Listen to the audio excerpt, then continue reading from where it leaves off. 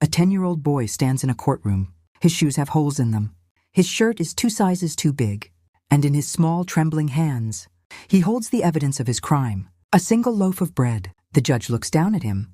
The baker who pressed charges crosses his arms. The courtroom is silent. And what happens next will change everyone in that room forever. But not in the way you'd expect. Because the judge doesn't just rule on the boy's case. He puts the entire courtroom on trial and finds every single person guilty. Stay with me, because this story will make you question everything you think you know about justice, about guilt, about what it really means to be innocent. His name was Michael, but everyone in the neighborhood called him Mikey. He was small for his age, quiet, the kind of kid who sat in the back of the classroom, not because he didn't care about learning, but because he was too tired to sit up straight, too hungry to focus, too worried about what was happening at home. You see, Mikey lived in a small apartment on the 4th floor of a building that should have been condemned years ago. The elevator hadn't worked since he was 6. The heat only came on when the landlord felt generous, which wasn't often, but Mikey never complained, because his mother had taught him something important. She had taught him that dignity isn't about what you have. It's about how you carry what you don't. And Mikey carried a lot. His mother, Elena, had been sick for almost a year. It started with a cough she couldn't shake. Then came the fever. Then came the weakness that made it hard for her to stand. She had worked 2 jobs before she got sick, cleaning offices at night, washing dishes at a diner during the day. She never asked for help, not once. But now she couldn't even get out of bed most mornings. And the medicine she needed? It cost more than the rent. So she stopped taking it. She told Mikey she was feeling better. She smiled when he came home from school. But Mikey wasn't fooled. He saw the way she winced when she thought he wasn't looking. He heard her crying at night when she thought he was asleep. And he knew she was getting worse. But here's what broke him. Here's the moment that pushed a 10-year-old boy to do something he never thought he would do. It was a Tuesday. Mikey came home from school to find his mother unconscious on the kitchen floor. He screamed. He shook her. He didn't know what to do. When she finally opened her eyes, she whispered 3 words that changed everything. "I'm so hungry." That's when Mikey realized there was no food in the apartment. There hadn't been food in the apartment for 2 days. His mother had been giving him her portions, telling him she'd already eaten, telling him she wasn't hungry. She had been starving herself so he could eat, and now she was too weak to even pretend anymore. Mikey looked in every cabinet, every drawer. He found nothing, just empty spaces where food used to be. He checked his mother's purse, empty. He looked under the mattress where she sometimes hid emergency money. Nothing. And that's when Mikey made a decision that would lead him to that courtroom, a decision that would change his life, and the lives of everyone who witnessed what happened next. The bakery was 4 blocks away. Mikey had walked past it 1,000 times.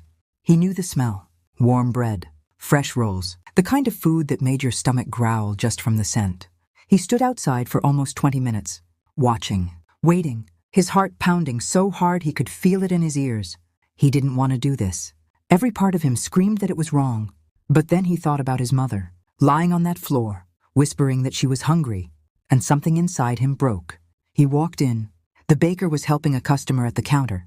The bread was right there, golden, warm, close enough to touch. Mikey's hand moved before his mind could stop it. He grabbed the loaf, stuffed it under his oversized shirt, turned toward the door, and froze. The baker was staring right at him. For a moment, nobody moved. Nobody spoke. Then the baker's voice cut through the silence like a knife. "Thief!" Mikey ran, but he didn't get far. A customer grabbed him by the collar, dragged him back inside, threw him to the ground. The bread fell from his shirt, and Mikey looked up at a circle of angry faces. Adults, pointing, shouting, calling him names he'd never heard before.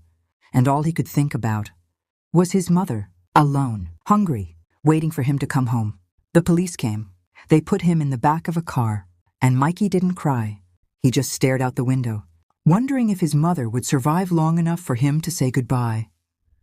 The courtroom was cold, not just the temperature, the energy.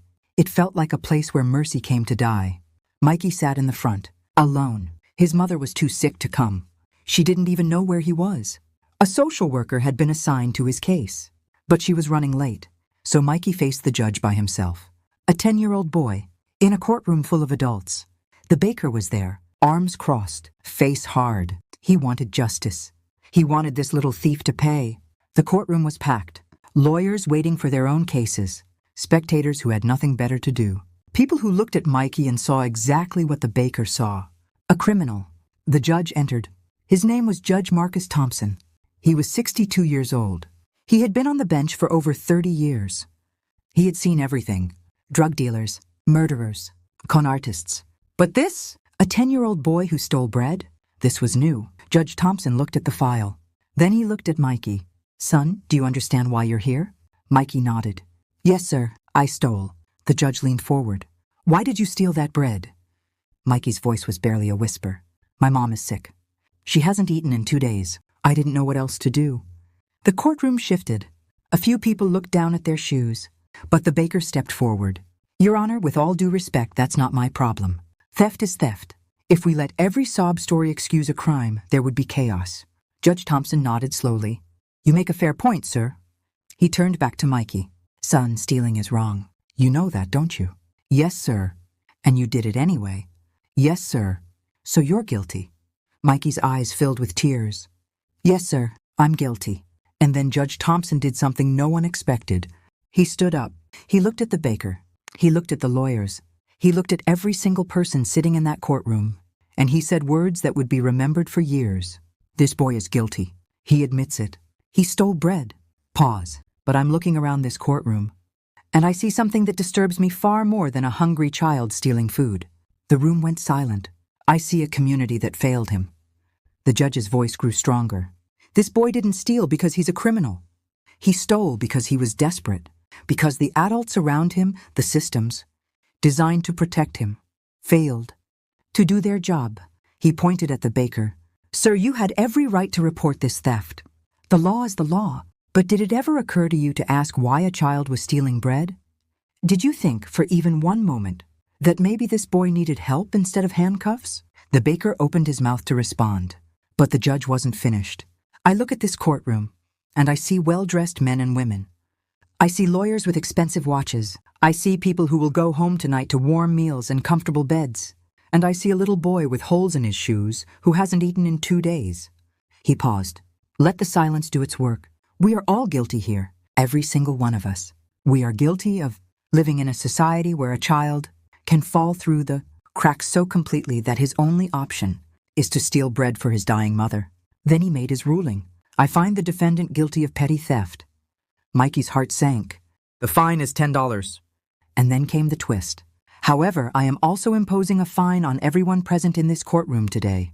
Each person will contribute $10 to a fund for this boy and his mother. Bailiff, no one leaves until the fine is collected." The courtroom erupted. People stood up, shouted, protested. "You can't do this. This is unconstitutional. I didn't steal anything." But Judge Thompson remained calm. "You're right. You didn't steal anything, but you walked past him. You looked at him with judgment instead of compassion. You saw a criminal when you should have seen a child in need. Consider this fine a small price for the lesson you're about to learn." One by one, people began reaching for their wallets. Some did it angrily. Some did it with tears in their eyes. And some did it with shame, because they knew the judge was right. The baker was the last to approach.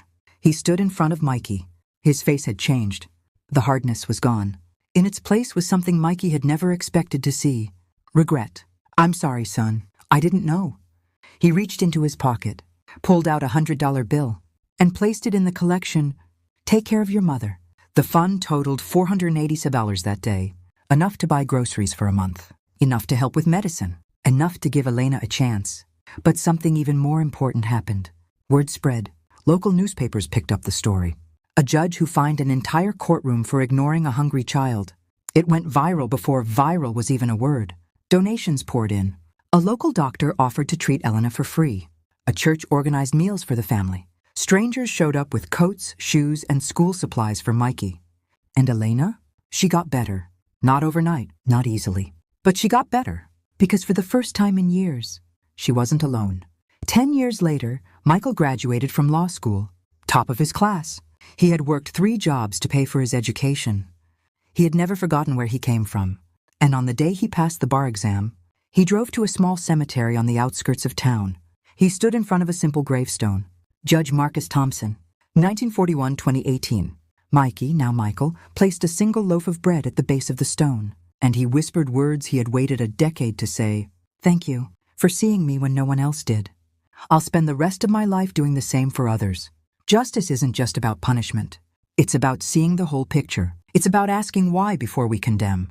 It's about recognizing that behind every action, there's a human being with a story, with struggles, with a mother who's hungry, or a father who's lost, or a heart that's breaking. Judge Thompson understood something that most of us forget. We are not separate. We are connected. When one of us falls, we all fail. And when we lift someone up, we all rise. If this story moved you, I want you to do something. Don't just watch the next video.